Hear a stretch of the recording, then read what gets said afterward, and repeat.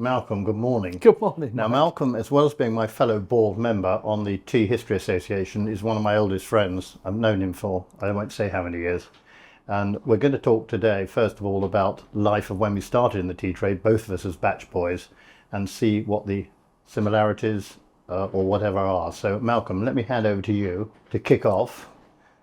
Well, I recall walking in, this was in 1967, recall walking into the office of Twinings, or the tasting room, in the Minories. And the first thing that hit me was the smell. It just was just amazing. Yeah. I've never experienced anything like that. I was then introduced to a chap by the name of Joe Roxburgh, commonly known as Rocky, who came from the Elephant and Castle, and he would, every other word was an adjective. And I was given a grey overall, like the rest of the boys, and this was all completely new to me. And I was just told, I want you to empty these tins. That's how it all started. And then I was then shown how to actually liquor up a batch.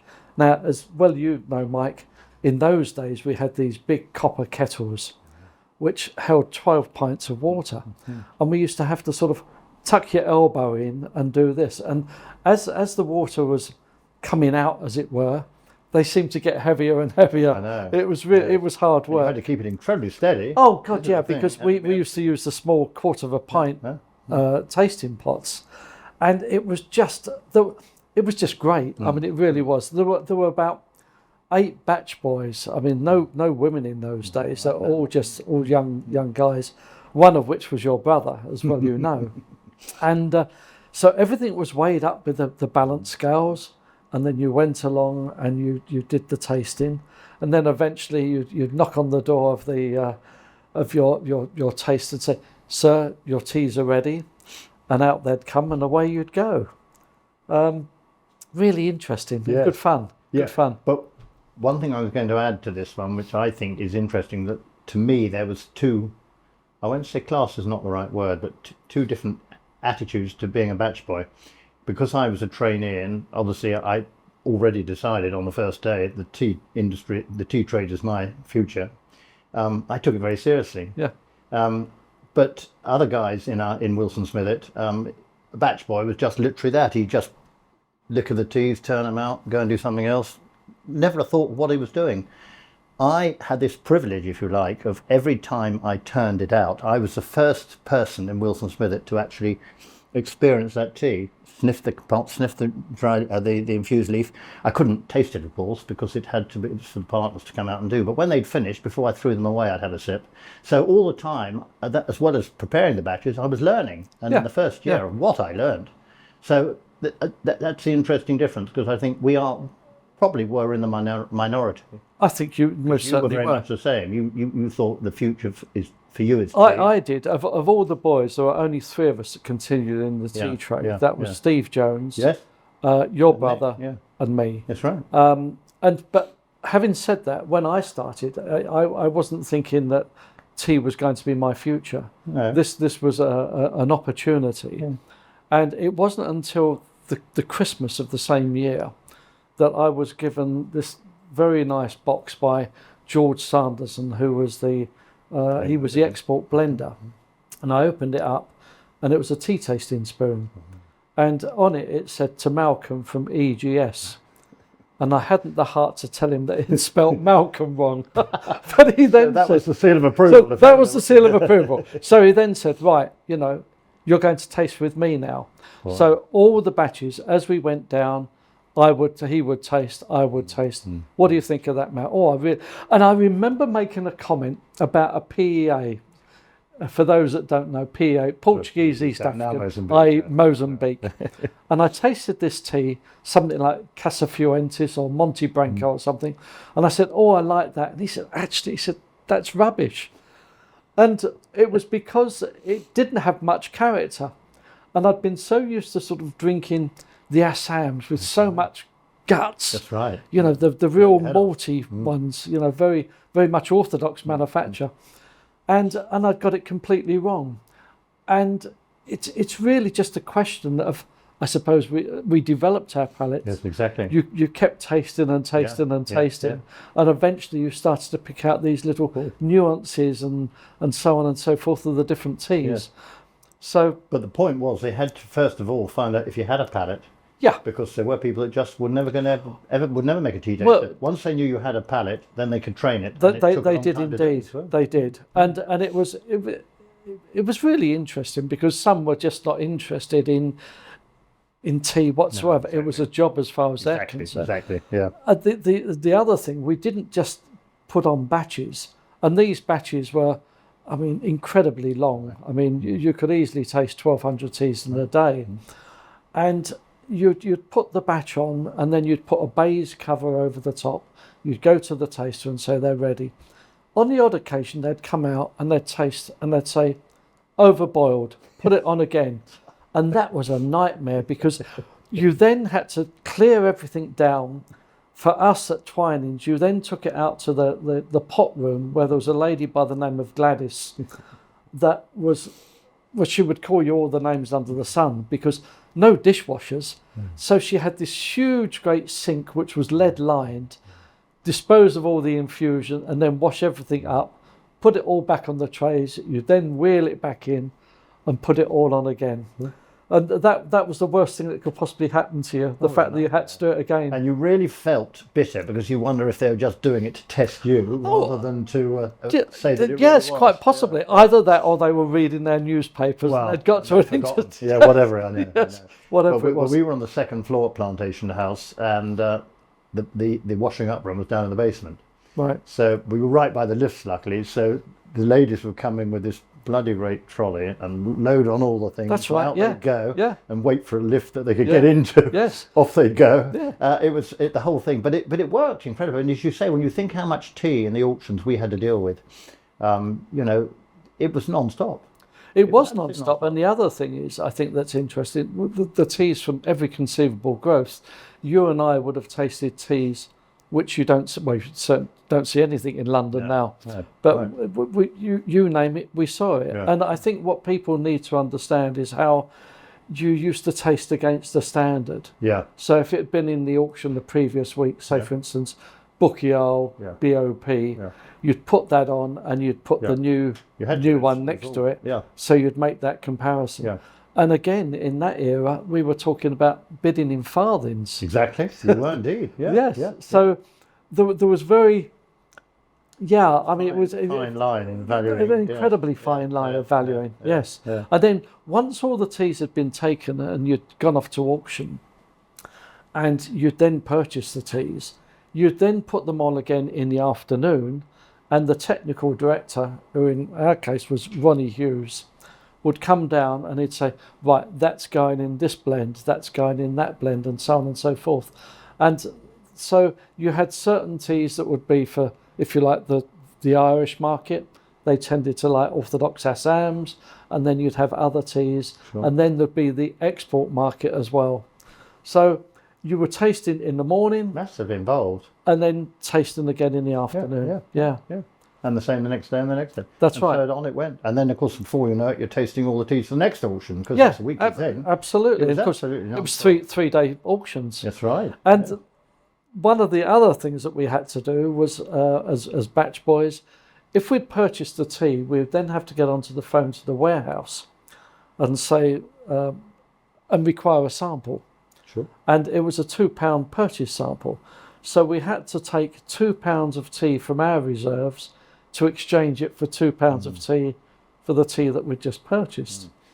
So we'd have these damn great canvas bags on our back with 20 different samples in, going down to Wapping High Street or whatever it is, going into the warehouse. In the July heat often. Well, that was the beauty of it. I mean, when we did that, we used to go via Tower Hill.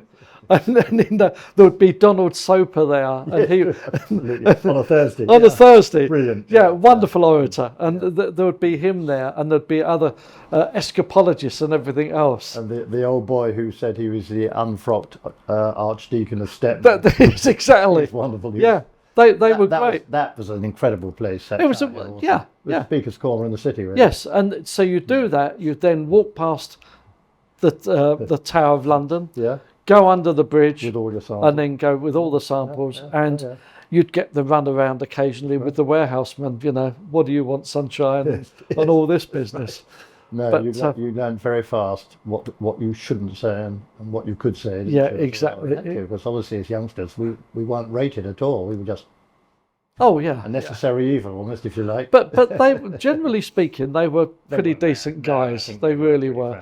And I think that the other thing that we all forget is the tea chests. They used to be, well, when they used to take them in the warehouse, they just used to sling them up. You'd have 3 at the bottom, and then another 2 just with one rope round, and they'd be hoisted up.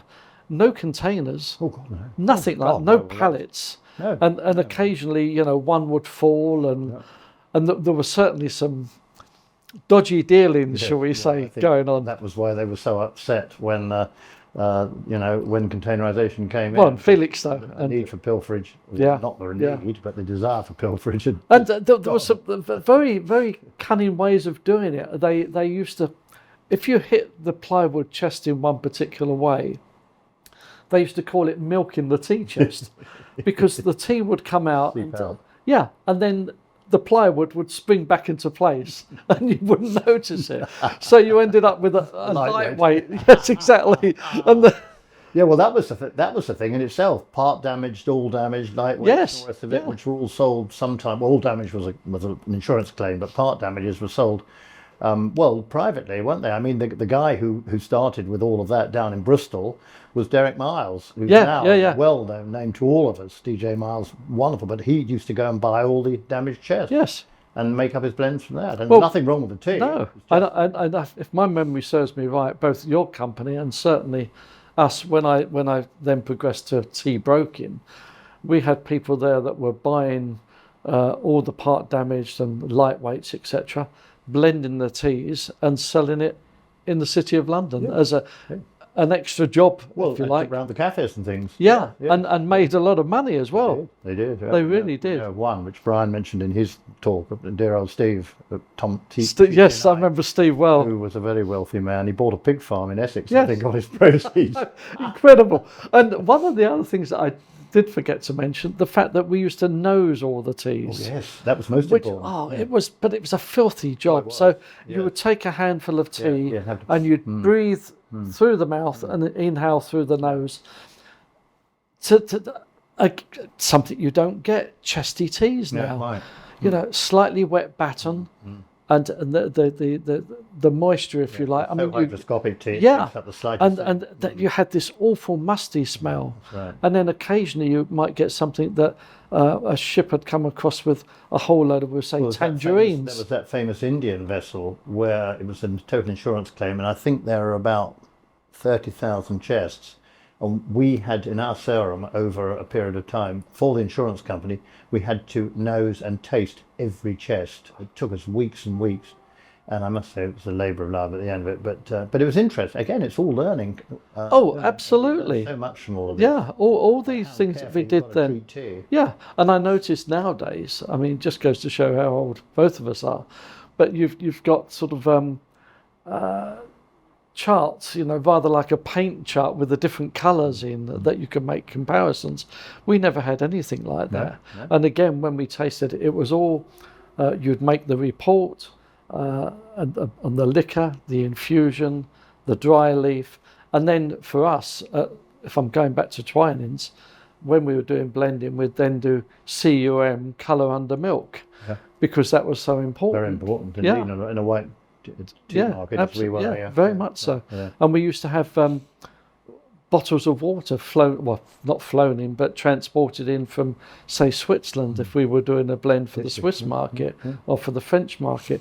It was all completely different. And one of the other things that I did as a young man was making up trial blends. And you'd make up a trial blend, and we had, I can't remember what it was, 1 ounce would represent, we'll say £100 or something along those lines. So you'd make up a trial blend. You would then leave it in a tin overnight to marry, as it were. And the following day you would put it on, and it was all blind tasting. So you'd have the original blend, you'd have a couple of new ones, and there'd be 2 of each, and you'd number them up 1, 1, 2, 2, 3, 3, turn them round, See how mix well them you've up, done. Yeah. and if the taster could actually say, well, those two are the same, it wasn't good enough. But if he couldn't pick out the new blend, okay, Yeah. you'd write it up, and that was the new You're blend. done. Yes, no, I know. No, it's all up there, and you know it was extraordinary. And when you think of some of the tea men that we learned from and encountered over the years, they were extraordinary, weren't they? Oh, very I mean, much that so. skill is hardly there today. I think Yeah. sadly there are still some very good Oh, I'm palates, sure. like us. Well, It's all relative. according to my wife, my palate's completely shot. So Well, when I take the last dregs out of a teapot, my wife also says to me, "You're a tea man. How can you possibly drink that as stew?" I said, "It's tea." It doesn't Yes, matter, it's exactly, nothing." exactly. I said, because you can be subjective and objective, which of course you are when you're tasting. You're objective. Now, this is a classic case of what I've been doing for the last 2 days of the Great Taste Awards. Some of the teas we've tasted have been incredible. And it's very interesting. Tasters will disagree on, I prefer this one, I prefer that one. But, because that's subjective. But Of then course you've got it to is. look at it objectively and say, Yeah. well, which really of those two is the better? So there's so much involved in it. But I always say, how do you learn to taste tea? It's rather like, how do you ride a bicycle? You can't really tell anybody, you just get on and do no, it. I think it's And tea's the same. I mean, they reckon it was 5 to 7 years before you could say Yes. you were a really good tea Yeah, taster yeah. in our day. yes. Now it's about 6 months, isn't it? I think. Well, I recall, and I will mention his name, John Trinick, Oh, dear old John, yes. that was worked for Williamson and Magor.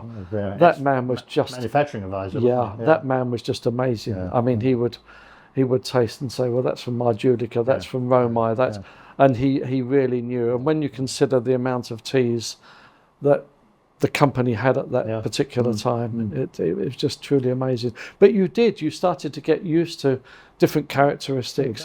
One I remember in particular was called Kobong, which was an Assam frontier tea, and it had this wonderful raspberry character.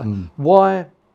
The Lord above knows, but it was really Something in the soil could be. yeah, absolutely. But and I think the fact that we tasted so many, Oh yeah. it was constant, and certain times of the year, both with Smithits and also when I joined George White Sanderson, you had the African teas would start to come over. Then you'd have the Indian season and so on and so forth. So you were constantly.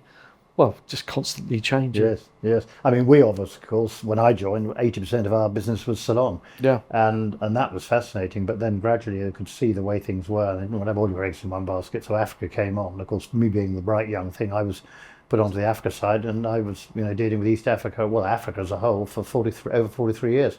But I still kept in touch with the Ceylons, of course, because they were fascinating. But I remember. The agency houses or the owners of the tea estates, when there was the Uva season or the Dimbula season or whatever, they do all the valuations for the auction, and on the Thursday before the auction, the directors of the agency houses, the owners of the tea, if you like, came in and it was all specially prepared for them, and they'd taste them all, and they'd go down, and it was very amusing because our guys obviously were all tea experts, and I really wondered how many of these were. You'd say, "Do you get this?" And so, "Oh yes, oh yes."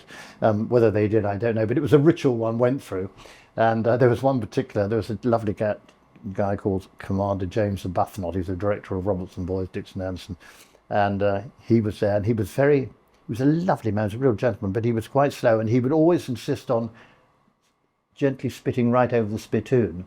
Now, our senior partner, old Eric Shand, was one of these guys that jet it straight in, Yes, exactly. 5 feet away. And they got the coordination wrong one day. James was over the spittoon, straight in his ear. So they mopped him down and said, "Look, I think we'll give up here. Let's go and have a gin and tonic." Yes, exactly. But actually, you mentioned spittoons. That was the other thing is Having to empty those. having to empty them, clean them, and that one right, you were given a toilet brush. And if it slipped in your hand, if Yeah, you were putting it exactly. down, And the polished copper top. I mean, we took great pride in them. And I don't know whether you're at Smithits, but when we were at Twinings, they were on little trolleys. And Friday afternoons, it was, and we used to have, races up and down. And I remember on one occasion, one hadn't been emptied. And I think it was a chap by the name of Cameron Murray, or Murray Cameron. He went scooting along and slipped, and the whole lot just went over him. I mean, a complete and utter mess, which we as lads thought was wonderful. Well, you would, yes. Yeah. He wasn't too thrilled, Yeah, of course. so- There we go.